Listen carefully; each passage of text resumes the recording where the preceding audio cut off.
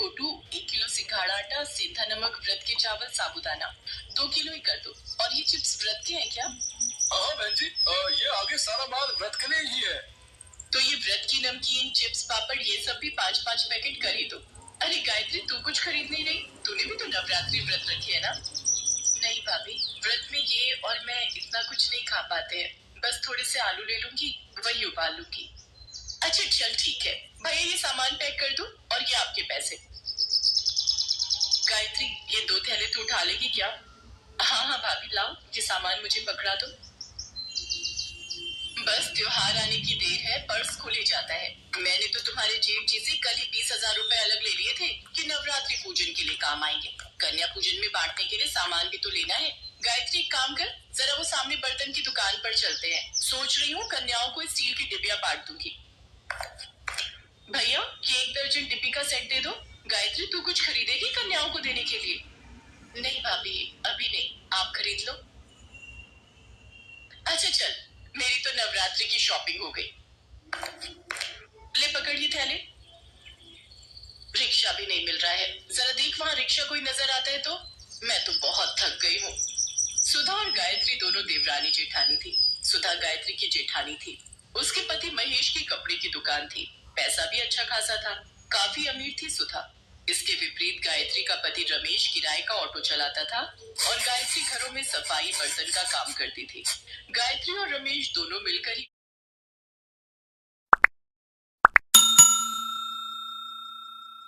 घर का खर्चा चलाते थे। सुधा गायत्री का बहुत फायदा उठाती थी। गायत्री सुबह शाम घरों में काम करती तो दोपहर के समय सुधा अपने साथ काम पर लगा लेती। वो बेचारी जेठानी को मना भी नहीं कर सकती थी। दोनों के घर पास थे, इसीलिए सुधा अक्सर गायत्री को काम के बहाने बुला लेती थी। बात सुन गायत्री, ये थैले तो वहां रख दे और फ्रिज में कल के राजमा पड़े हैं, तू निकाल ले। लेती जा, बच्चे खा लेंगे। साथ में चावल उबाल लियो। और सुन, दोनों कमरों की बेडशीट भी बदलनी है, वो भी बदल दे। तकिए की कवर नए चढ़ा दे।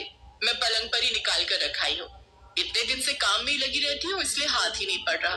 अब मैं तुझे अपने घर में सफाई बर्तन के काम पर तो रख नहीं सकती, नहीं तो मोहल्ले वाले क्या कहेंगे कि मैंने अपनी देवरानी को काम पर रख लिया। इसलिए मुझे भी दूसरी काम वालियों को काम पर रखना पड़ता है, वरना मैं तो तुझे अच्छी पगार दे देती। अरे मैं तो भूल ही गई, बच्चे स्कूल से आने वाले होंगे। सुन, फ्रिज में अनार पड़े हैं, वो छील दे। बच्चे जूस मांग रहे थे, उन्हें निकाल कर दे दूंगी। कुछ दिन बाद नवरात्रि शुरू हो गए। सुधा और गायत्री दोनों ने अपने अपने घर में नौ दुर्गा पूजा शुरू की। गायत्री अपने सामर्थ्य के अनुसार माँ दुर्गा को प्रसाद का भोग लगाती और इस प्रसाद को ग्रहण कर लेती। उधर सुधा रोजाना ही ढेरों व्रत के पकवान बनाती। गायत्री अपने और रमेश के लिए व्रत का थोड़ा बहुत कुछ खाने का बनाती और वही माँ दुर्गा को भोग लगाकर वे दोनों खुद खा लेते। सुनो, मैं सोच रही थी कि कल तुम जब शाम को आओगे, थोड़ा कन्या पूजन का सामान खरीद लाना। ठीक है गायत्री, मैं लेता आऊंगा। अगले दिन रमेश ने जो पैसे कमाए उसमें से उसने ऑटो के किराए के पैसे दे दिए। बाकी उसके पास जो कुछ पैसे बचे थे उनसे उसने सामान खरीदा और पिछली सीट पर थैली रखकर ऑटो में घर आने लगा। तभी 2 लड़के उसके पास आए और बोले, भैया हमें थोड़ी दूर तक छोड़ दोगे? रात हो गई है, यहाँ कोई ऑटो वाला दिखाई नहीं दे रहा। हाँ हाँ, मैं तो इसी रास्ते से घर जा रहा हूँ, आप दोनों बैठ जाओ, मैं छोड़ दूंगा। रमेश ने दोनों लड़कों को ऑटो में बिठा लिया। कुछ दूर जाकर वो दोनों लड़के उतर गए। रमेश घर आ गया, पर जैसे ही उसने सीट पर देखा तो उसके सामान की थैली गायब थी। रमेश समझ गया कि जो लड़के आखिर में उसकी सीट पर बैठे थे उन दोनों ने ही वो सामान उठा लिया। रमेश अब कुछ नहीं कर सकता था। गायत्री भी परेशान हो गई कि अगले दिन कन्या पूजन के लिए सामान कैसे खरीदेंगे। गायत्री के पास थोड़े और पैसे रखे थे, वो उन्हीं कुछ पैसों को मिलाकर कन्या पूजन का प्रसाद बनाने का सामान ले आई। अगले दिन गायत्री ने प्रसाद बनाया और माँ दुर्गा को भोग लगाकर कन्याओं को बुलाने के लिए जैसे ही बाहर गई, तभी उसकी जेठानी सुधा ने उसे आवाज लगाई, अरे गायत्री, जरा मेरी मदद कर दे, कंजकी आ गई है, मैं बैठा लूं, उसके बाद तू उन्हें ले जाना। ठीक है भाभी, मैं आती हूँ। गायत्री सुधा के घर उसकी मदद के लिए चली जाती है। सुनो जी, 9 कन्याओं से ऊपर एक भी कन्या मत बुलाना, बाकी सबको वापस भेज दो। चलो बच्चों, जाओ, 9 कन्याएं पूरी हो गई हैं। वैसे भी 12 डिब्बियां लाई थी, 9 बांट दूंगी, 3 डिब्बे घर में रख लूंगी। अरे गायत्री, तेरे दोनों बच्चों के लिए तो कंजक बची ही नहीं।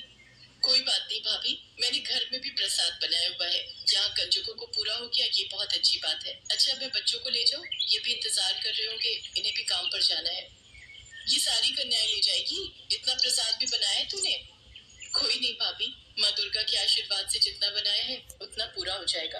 पर कन्याओं का खाली हाथ लौटना सही नहीं। घर में आई कन्याओं को भले ही थोड़ा प्रसाद दे दो, पर उन्हें ऐसे नहीं मोड़ सकती। चल तेरी मर्जी, तेरे जेठ जी बुला रहे हैं, मैं उन्हें प्रसाद दे दूं। चलो बच्चों, अब तुम मेरे घर चलो। चलो बच्चों, अब तुम मेरे घर चलो। सोनू, राधिका, सब बच्चों को घर के अंदर लेकर चलो। गायत्री, इतना प्रसाद पूरा हो जाएगा, कन्याएं बहुत सारी आ गई हैं। माँ दुर्गा की इच्छा होगी तो जरूर पूरा होगा। सोनू, राधिका, बच्चों से जयकारा बुलवाओ। गायत्री के दोनों बच्चे सोनू और राधिका माँ दुर्गा के नाम का जयकारा लगाते हैं। गायत्री और रमेश भी बच्चों के साथ माँ दुर्गा के नाम का जयकारा लगाते हैं। जयकारा शेरा वालिदा, बोल साचे दरबार की जय। जयकारा शेरा वालिदा, बोल साचे दरबार की जय। गायत्री माँ दुर्गा का नाम लेकर घर में आई सभी कंजकों के लिए प्रसाद निकालने लगती है। तभी कुछ साधु संत भी द्वार पर आ जाते हैं। बेटी, दुर्गा अष्टमी का दिन है, साधु बाबा को माँ दुर्गा का प्रसाद दो। अब गायत्री, द्वार पर साधु संत महात्मा आए हैं, कन्याओं के लिए भी प्रसाद निकालना है, अब सब कैसे होगा? हे दुर्गा माँ, आप तो अंतर्यामी हो। मैं आपका नाम लेकर प्रसाद सब में बांट रही हूँ, मेरे प्रसाद में बरकत देना। जय दुर्गा मैया। गायत्री की प्रार्थना माँ दुर्गा तक पहुँचती है और माँ दुर्गा अपने चमत्कार से गायत्री के द्वारा दुर्गा अष्टमी के लिए बनाए गए प्रसाद में बढ़ोतरी करने लगी। इधर गायत्री बर्तन में से हलवा पूड़ी चने निकालती तो उधर माँ दुर्गा अपने चमत्कार से बर्तनों को फिर से भर देती। गायत्री मन ही मन बहुत खुश थी। खूब अच्छे से गायत्री और महेश ने कन्या पूजन किया। साथ ही सब साधु संतों ने भी भरपेट प्रसाद खाया।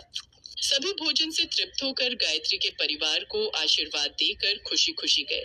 हे दुर्गा माँ, मैं जानती हूँ ये सब आपके ही आशीर्वाद का फल है। आपके चमत्कार से मेरे बर्तन खाली नहीं हुए, प्रसाद से भरे रहे। सुनो जी, माँ दुर्गा की शक्ति अपार है। देखो, बर्तनों में अभी भी प्रसाद बाकी है। हाँ गायत्री, तुम ठीक कह रही हो। आज माँ दुर्गा ने कोई चमत्कार जरूर किया है, तभी थोड़ा सा प्रसाद इतना ज्यादा हो गया। सुनो, तुम और बच्चे मिलकर प्रसाद खाओ, तब तक मैं भाभी को भी थोड़ा प्रसाद देकर आती हूँ। गायत्री टिफिन भरकर प्रसाद जब सुधा के घर ले गई तो सुधा प्रसाद देखकर हैरान रह गई। गायत्री, तेरा थोड़ा सा प्रसाद इतना हो गया कि तू मुझे भी देने आ गई? ये तो बहुत चौंकाने वाली बात है। मैंने तो इतना ढेर सारा प्रसाद बनाया, फिर भी हम घर के लोगों को ही पूरा नहीं पड़ा। कुछ लोग प्रसाद मांगने आए तो मैंने उन्हें खाली हाथ ही लौटा दिया। तेरा थोड़ा सा प्रसाद कैसे पूरा हो गया? हाँ भाभी, सब माँ दुर्गा की कृपा से ही हुआ है। अच्छा, मैं चलती हूँ, आप सब ये प्रसाद खा लेना। गायत्री सुधा को प्रसाद देकर घर लौट आती है। उस दिन माँ दुर्गा के चमत्कार से सचमुच गायत्री के घर के भंडार भर गए। धीरे धीरे रमेश के काम में भी वृद्धि हुई और अब उनकी आर्थिक स्थिति में भी सुधार हो गया। इन सब के पीछे एक ही वजह थी और वो ये कि गायत्री ने निस्वार्थ भावना से सच्चे मन से नवरात्रि व्रत किए और दुर्गा अष्टमी की पूजा की।